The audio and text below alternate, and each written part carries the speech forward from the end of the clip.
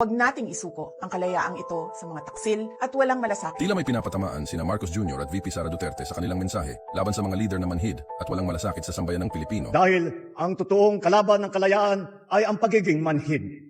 Manhid sa hinain ng taong bayan, manhid sa kalagayan ng ating kapwa, manhid sa kapakanan ng ating bansa. Paglapastangan sa alaala ng ating mga bayani ang pagyakap sa kultura ng pagkaalipin. Paglapastangan sa diwa ng kalayaan ang pagsasawalang bahala sa paghihirap ng maraming pamilyang Pilipino at ang paglabag sa mga karapatan at sa batas. Kabilang sa mga hamon sa ating kalayaan ay ang pagmamalabis at katiwalian sa gobyerno, laganap na droga, problema sa edukasyon, kahirapan at gutom. Hindi tayo lumaya para masadlak lamang sa pagdurusa ang ating bansa. Hindi tayo lumaya para muling mawalan ng karapatan at maging alipin ng iilan. Ipinagmalaki natin sa mundo ang kalayaan ng mga Pilipino. Huwag nating isuko ang kalayaang ito sa mga taksil at walang malasakit sa ating mamamayan at sa ating bayan. Patuloy nating ipagtanggol ang ating kalayaan at kinabukasan mula sa mga mapangalipin.